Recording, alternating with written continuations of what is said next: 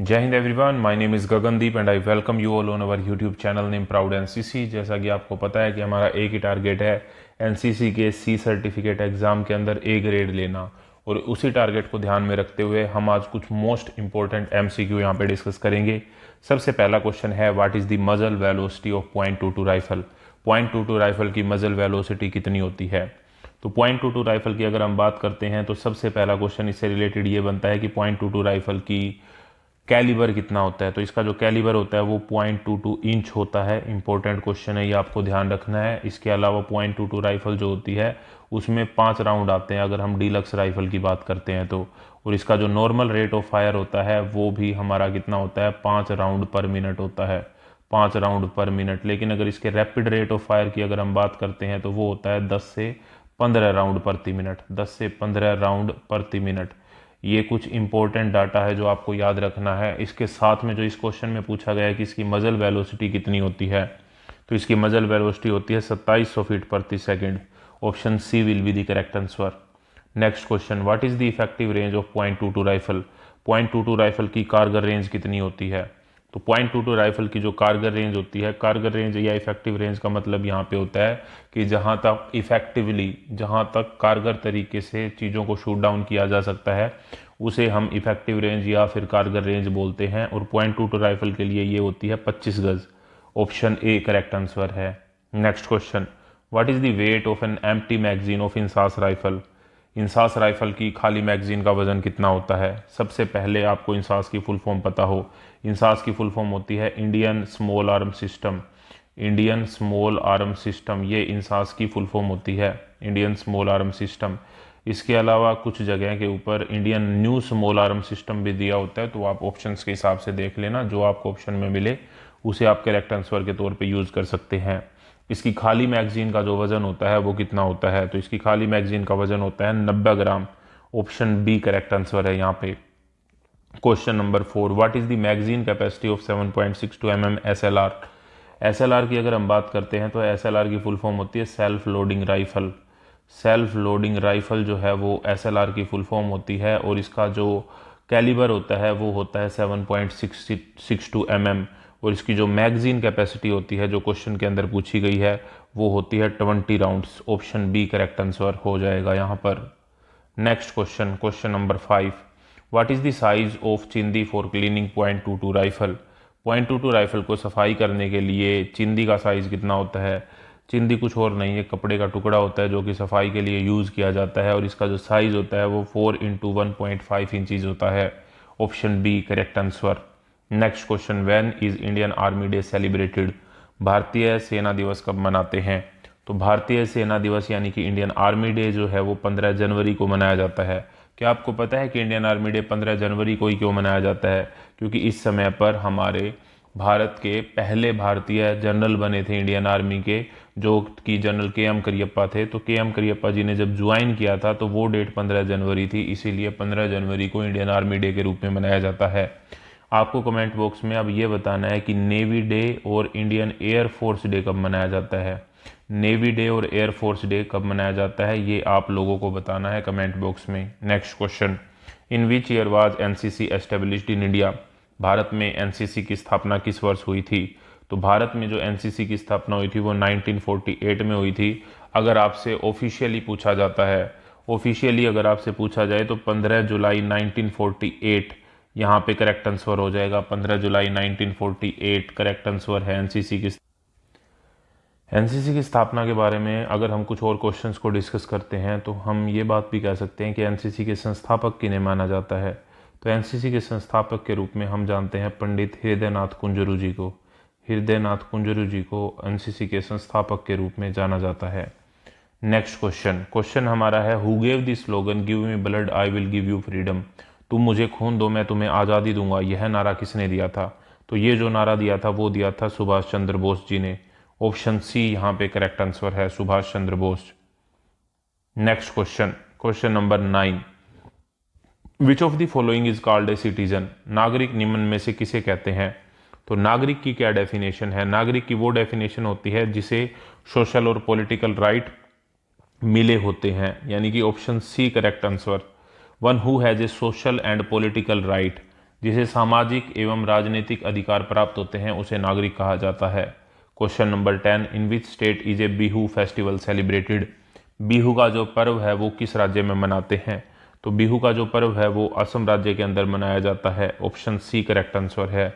असम की अगर हम बात करते हैं तो असम में ही काजीरंगा जो नेशनल पार्क है वो सिचुएटेड है, जो कि वन हॉर्न्ड राइनो यानी कि एक सींग वाले गेंडे के लिए फेमस है। ये बात भी आपको याद रखनी है। Next question, what are the type of leadership? नेतृत्व कितने प्रकार के होते हैं? तो नेतृत्व जो है वो 3 प्रकार के होते हैं। एक होता है ऑटोक्रेटिक जिसे हम निरंकुश बोलते हैं, दूसरा होता है डेमोक्रेटिक जिसे हम लोकतांत्रिक बोलते हैं, और तीसरा होता है लेसिस फेयर जिसे हम अहस्तक्षेप बोलते हैं। ऑटोक्रेटिक एक तरह की तानाशाही होती है जिसमें जो लीडर है वो किसी से कोई सलाह मशवरा नहीं लेता, जो उसके मन में आता है वो करता है। लोकतांत्रिक की अगर हम बात करें तो लीडर जो है वो अपने सबॉर्डिनेट से भी बात करता है और साथ मिलकर डिसीजन लेता है, जबकि लेसिस फेयर के अंदर अहस्तक्षेप होता है। इसमें लीडर कहता है अपने सबॉर्डिनेट को कि जैसे आपका मन कर रहा है वैसे कर लो। तो ये 3 तरह की लीडरशिप होती हैं। Question number 12, working even in someone's absence is called? किसी की अनुपस्थिति में भी काम करने को क्या बोलते हैं? तो जब हम किसी की अनुपस्थिति में भी काम करते हैं तो उसे इनिशिएटिव यानी कि पहल बोला जाता है। Question number 13, following the order of A superior is called? वरिष्ठ अधिकारी के आदेश का पालन करने को क्या कहा जाता है? जब हम किसी वरिष्ठ अधिकारी के आदेशों का पालन करते हैं तो उसे डिसिप्लिन यानी कि अनुशासन कहा जाता है। Question number 14, leadership help in the development of? Leadership किसके विकास में सहायक होते हैं? तो लीडरशिप जो है वो हमारे चरित्र यानी कि कैरेक्टर के विकास में सहायक होती है। ऑप्शन ए करेक्ट आंसर हो जाएगा क्वेश्चन नंबर 14 के लिए। Question number 15, when was the POCSO act implemented? POCSO जो एक्ट है वो कब लागू हुआ? तो पोक्सो एक्ट 2012 यानी कि 2012 के अंदर लागू हुआ था। पोक्सो की जो फुल फॉर्म होती है वो prevention of children from sexual offences, prevention of children from sexual offences, ये जो है वो पोक्सो की फुल फॉर्म होती है और ये एक्ट 2012 के अंदर इंप्लीमेंट हुआ था। Question number 16, what is the minimum age for voting in India? Bharat में मतदान के लिए न्यूनतम आयु क्या है? तो भारत में मतदान के लिए जो न्यूनतम आयु है वो है 18 वर्ष, लेकिन जो शादी के लिए, बॉयज़ की शादी के लिए जो मैक्सिमम एज है, मिनिमम एज है वो है 21 ईयर्स, लेकिन गर्ल्स के लिए ये एज है 18 ईयर्स। इसके अलावा अगर आपको ब्लड डोनेट करना है उसके लिए जो भी मिनिमम एज है उसके लिए भी आपकी 18 ईयर मिनिमम एज होनी चाहिए। तो ये इंपॉर्टेंट क्वेश्चन है, याद रखना है आपको। Question number 17, what is the full form of NGO? NGO की फुल फॉर्म क्या होती है? तो एनजीओ की जो फुल फॉर्म होती है वो होती है non governmental organisation. Option A correct answer है, नॉन गवर्नमेंटल ऑर्गेनाइजेशन। क्या आप किसी एनजीओ का नाम बता सकते हैं कमेंट बॉक्स में? अगर आपको पता है तो जरूर बताना, आपके कमेंट को हार्ट दिया जाएगा। Question number 18, mission Indradhanush is related to? Mission Indradhanush जो है वो किससे संबंधित है? तो मिशन इंद्रधनुष है वैक्सीनेशन यानी कि टीकाकरण से संबंधित। ऑप्शन बी करेक्ट आंसर है। When was the mid day meal campaign started? Mid day meal अभियान कब शुरू किया गया? मिड डे मील यानी कि जिसमें गवर्नमेंट स्कूलों में खासकर जो दोपहर का भोजन है वो बच्चों को खिलाया जाता है, उस प्रोसेस को, उस कैंपेन को मिड डे मील कैंपेन कहा जाता है। ये जो मिड डे मील की शुरुआत हुई थी ये 1995 के अंदर यानी कि 1995 में हुई थी। ऑप्शन सी करेक्ट आंसर है। Question number 20, number of bones in the human body? मानव शरीर में कितनी हड्डियां होती हैं? तो मानव शरीर में कुल 206 हड्डियां होती हैं।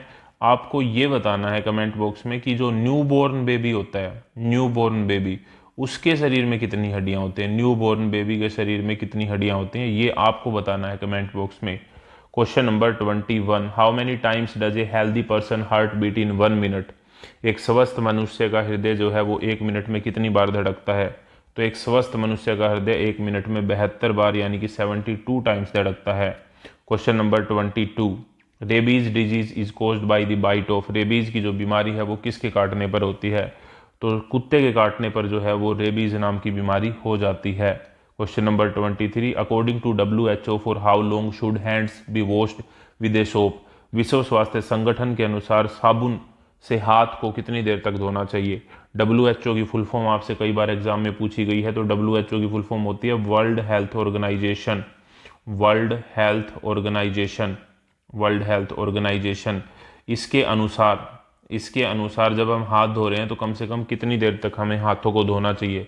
तो WHO के अनुसार जब हाथ धोते हुए हमें कम से कम 20 से 30 सेकंड तक हाथों को धोना चाहिए। Question number 24, how many type of disaster are there?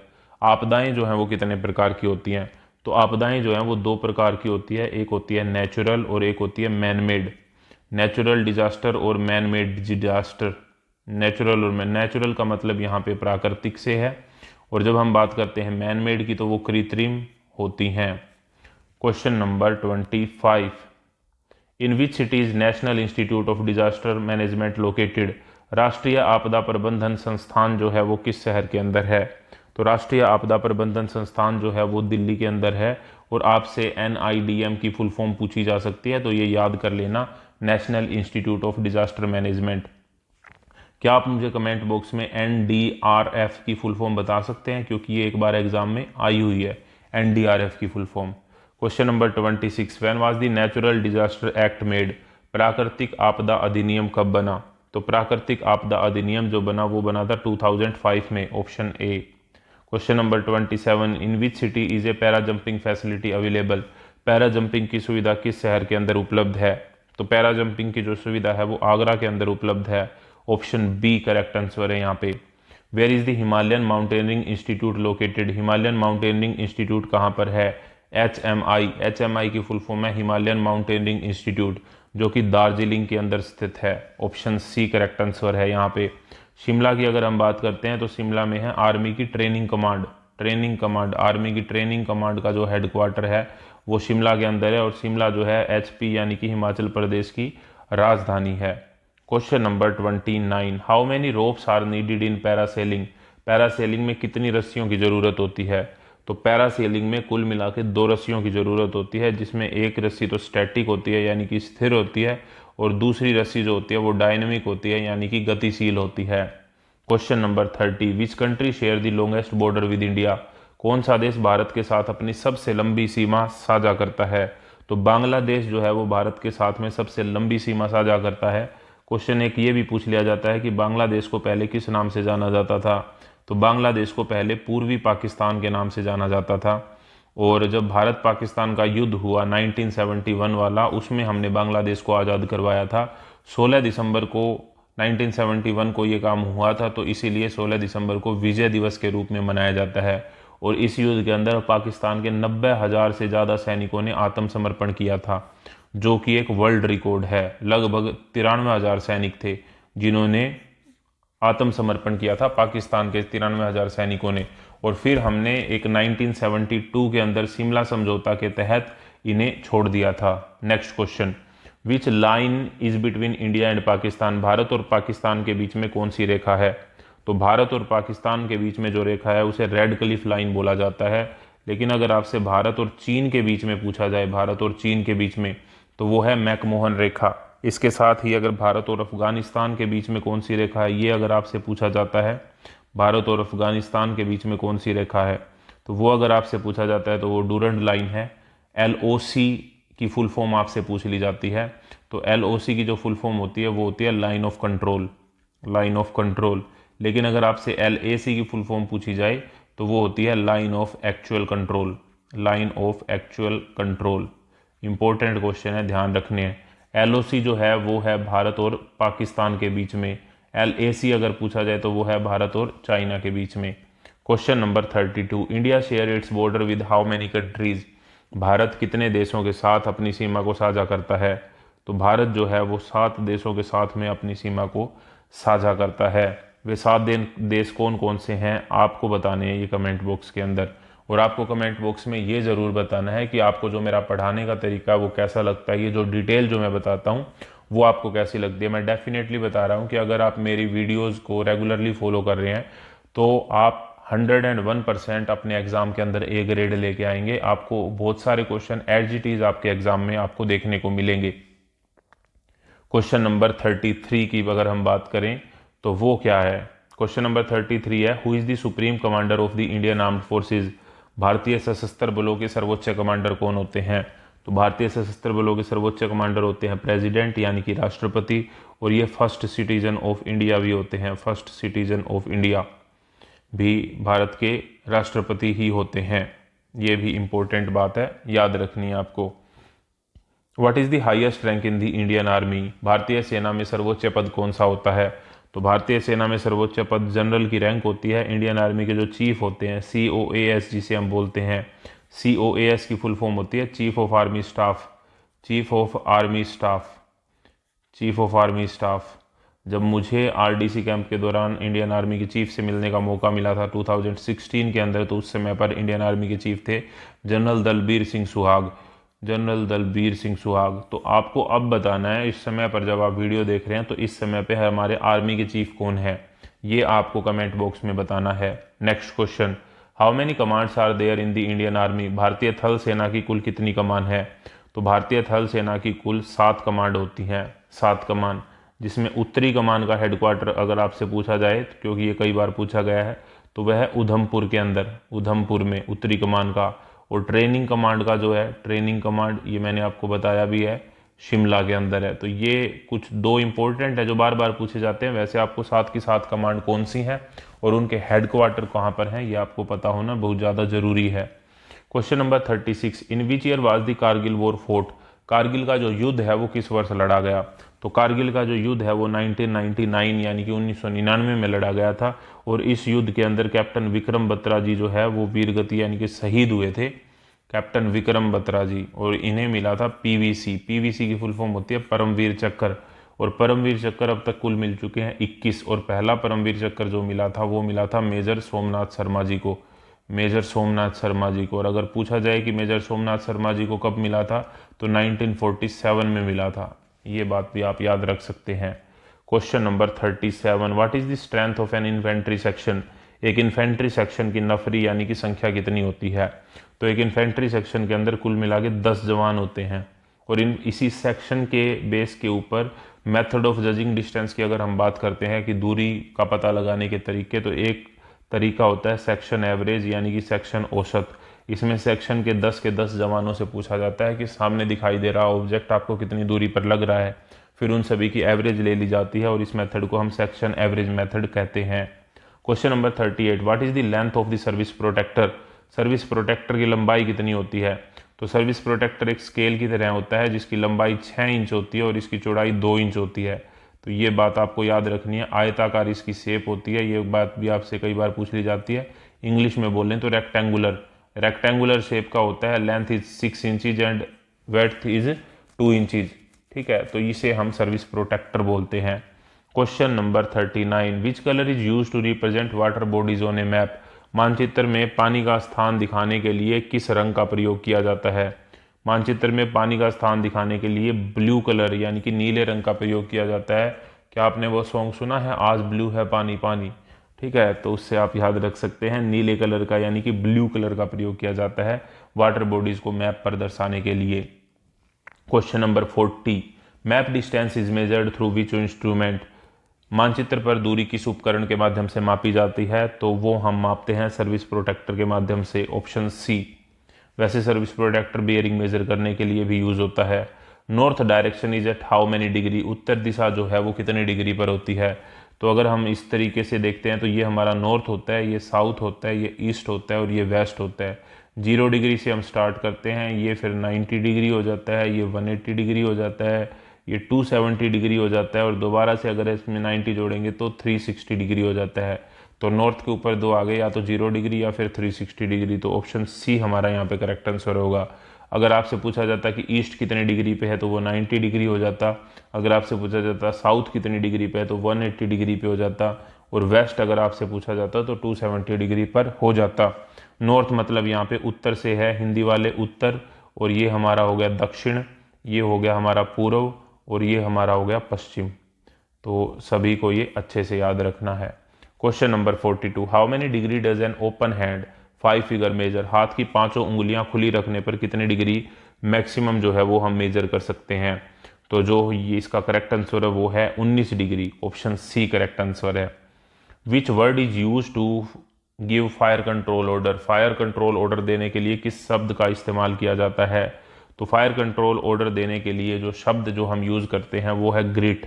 और ग्रिट की फुल फॉर्म होती है, जी से इसका मतलब होता है ग्रुप, आर से इसका मतलब होता है रेंज, आई से इसका मतलब होता है इंडिकेशन ऑफ टारगेट, ठीक है, और टी से मतलब होता है टाइप ऑफ फायर। तो ये जो है वो ग्रिड की फुल फॉर्म होती है indication of target. Indication of target ये ग्रिड की फुल फॉर्म होती है। और फायर कंट्रोल ऑर्डर में इस ऑर्डर के अंदर जो है वो फायर कंट्रोल ऑर्डर दिए जाते हैं। इंपॉर्टेंट क्वेश्चन है, ध्यान रखने हैं। देखो, मैं इस बात को समझ सकता हूँ कि आप कॉलेज के स्टूडेंट हैं और कॉलेज के स्टूडेंट्स के पास कॉलेज के ही बहुत सारे सब्जेक्ट होते हैं जिन्हें पढ़ना होता है, तो आपके पास इतना टाइम नहीं होता कि आप एनसीसी की अलग से तैयारी करें, एनसीसी की अलग से बुक पढ़ें। उसके लिए बहुत ही ज़्यादा मेहनत करनी पड़ती है और कई बार हम उतना अच्छा स्कोर नहीं कर पाते। आपकी इसी बात को ध्यान में रखते हुए मैंने क्या किया है कि मोस्ट इंपॉर्टेंट एमसीक्यू को कलेक्ट किया है, ताकि आपको बहुत ही कम पढ़ना पड़े, आपको बहुत ज़्यादा मत नहीं पढ़ना पड़े और आप सिर्फ थोड़ा सा पढ़ के, यानी कि मोस्ट इंपॉर्टेंट एमसीक्यूज़ को पढ़ के अपने एग्ज़ाम के अंदर बहुत ही अच्छा परफॉर्म कर पाएँ। तो आप अगर टोटल टॉपिक्स की बात करते हैं, कॉमन सब्जेक्ट और स्पेशलाइज सब्जेक्ट को मिला ले आर्मी विंग के, तो 16 टॉपिक बनते हैं। हर एक टॉपिक से मैंने 50 मोस्ट इंपॉर्टेंट एमसीक्यू निकाले हैं, सिर्फ 50। उन 50 ऐसे क्वेश्चंस हैं जो एग्जाम में बार बार पूछे जाते हैं। तो टोटल मिला के सिर्फ 800 एमसीक्यू बने हैं। इन 800 एमसीक्यू को अगर आप अच्छे से पढ़ लेते हैं तो आप एग्जाम के अंदर बहुत ही अच्छा स्कोर कर पाएंगे और आपका जो सपना है डायरेक्ट एंट्री का, उसको अचीव कर पाएंगे। ये पीडीएफ जो है वो पेड है और इसका जो लिंक है वो आपको इसी वीडियो के डिस्क्रिप्शन में या फिर पहले कमेंट में मिल जाएगा। आप कमेंट बॉक्स में जाएंगे तो पहले कमेंट में इसका लिंक आपको मिल जाएगा, वहाँ से जाके आप इस पीडीएफ को डाउनलोड कर सकते हैं। और जो भी बच्चे इस पीडीएफ को डाउनलोड करेंगे, मैं कोशिश करूंगा आपकी ईमेल आईडी जो है ना वो अच्छे से फिल करना जब आप इसको डाउनलोड कर रहे हैं, तो ताकि जो भी नई पीडीएफ अगर मैं प्रिपेयर करता हूं, जैसे कि मॉडल पेपर प्रिपेयर करता हूं या एक्सपेक्टेड पेपर अगर मैं प्रिपेयर करूंगा, जो कि आपके एग्जाम से जस्ट पहले मैं एक्सपेक्टेड पेपर तैयार करता हूं। ए सर्टिफिकेट वालों के लिए एक्सपेक्टेड पेपर तैयार किया था, 80 से 90% क्वेश्चन उनके एज इट इज़ उसी पेपर में से मिले थे। जब मैं आपका भी ये पेपर तैयार करूंगा तो उसकी पीडीएफ भी मैं उन बच्चों को जिन्होंने इस पीडीएफ को परचेज किया होगा उनको फ्री ऑफ कॉस्ट में भेज दूंगा उनकी ईमेल आईडी के ऊपर। तो ईमेल आईडी आपको अच्छे से फिल करनी है, इस बात को आपको ध्यान रखना है। क्वेश्चन जो है यहाँ पे 44 है कि how many types of section formation are there. Section formation जो है वो कितने प्रकार की होती हैं। तो सेक्शन फॉर्मेशन जो है वो 6 प्रकार की होती हैं। ऑप्शन सी, सबसे पहली होती है single file formation, single file formation. दूसरी होती है फाइल फॉर्मेशन। तीसरी होती है arrow head formation, arrow head formation. फिर होती है sphere head formation, sphere head formation. फिर नेक्स्ट होती है डायमंड फॉर्मेशन और लास्ट होती है एक्सटेंडेड लाइन फॉर्मेशन। ये आपको याद नहीं रखनी, बस एक बार देख लो, इससे रिलेटेड क्वेश्चन अगर आए तो आप वहाँ पे बता पाएँ। नेक्स्ट क्वेश्चन होती है हमारी question number 45, if the area in front is not visible from the position what is it called. सैनिक को अपनी पोजीशन से सामने का इलाका अगर दिखाई ना दे तो उसे क्या कहते हैं। ऐसे ग्राउंड को डेड ग्राउंड बोला जाता है, मृत भूमि बोला जाता है। Option B. How many method of judging distance are there. फासले का अनुमान लगाने के कितने तरीके होते हैं। तो फासले का अनुमान लगाने के भी कुल 6 तरीके होते हैं, जिसमें सबसे पहला तरीका जो होता है वो होता है unit of measure. Unit of measure को इकाई माप विधि के नाम से भी जानते हैं और इसे 100 यार्ड मेथड के रूप में भी जाना जाता है या 100 मीटर भी कई बार बोल देते हैं। ठीक है, इसके अलावा अपीयरेंस मेथड होता है, यानी कि देख के पता लगाना। इसके अलावा सेक्शन एवरेज, जो मैंने आपको बताया कि सेक्शन में 10 जवान होते हैं, उन 10 के 10 जवानों से दूरी को पूछा जाता है और उसकी एवरेज ले ली जाती है। एक होता है की रेंज मेथड। की रेंज मेथड का मतलब होता है जिसमें हमको एक स्पेसिफिक दूरी का पता होता है कि पोल से पोल की दूरी 100 मीटर है या पोल से पोल की दूरी 150 मीटर है, वहाँ से हम अंदाज़ा लगा लेते हैं। नेक्स्ट हमारा होता है हाविंग, अगर हमको आधी दूरी का पता लग जाए उसको हम डबल कर देते हैं। और एक होता है हमारा ब्रैकेटिंग। ब्रैकेटिंग के अंदर हम मैक्सिमम और मिनिमम दूरी को पता लगा लेते हैं और उसका एवरेज ले लेते हैं। Question number 47, who received the first Param Vir Chakra in the Indian army. भारतीय सेना में प्रथम परमवीर चक्र किसने प्राप्त किया। तो वो प्राप्त किया था मेजर सोमनाथ शर्मा जी ने। कब प्राप्त किया था, 1947 के अंदर प्राप्त किया था। अब तक कुल कितने परमवीर चक्र प्राप्त हो चुके हैं ये आपको कमेंट बॉक्स में बताना है, क्योंकि इसका जवाब मैं इसी वीडियो में आपको बता चुका हूँ। Question number 48, where is NDA located. NDA कहाँ पर स्थित है। तो एनडीए जो है वो है खड़गवासला, पुणे के अंदर। ओटीए की अगर हम बात करें, ऑफिसर्स ट्रेनिंग एकेडमी, तो वो है चेन्नई के अंदर। अगर देहरादून की अगर हम बात करते हैं तो वहाँ पे आईएमए, आईएमए की फुल फॉर्म होती है इंडियन मिलिट्री एकेडमी। आपको ये बताना है कि एएफए कहाँ पर है, एयरफोर्स एकेडमी। आईएनए में आपको बता देता हूँ, आईएनए की फुल फॉर्म होती है इंडियन नवल एकेडमी, जो कि है एजिमाला केरल के अंदर।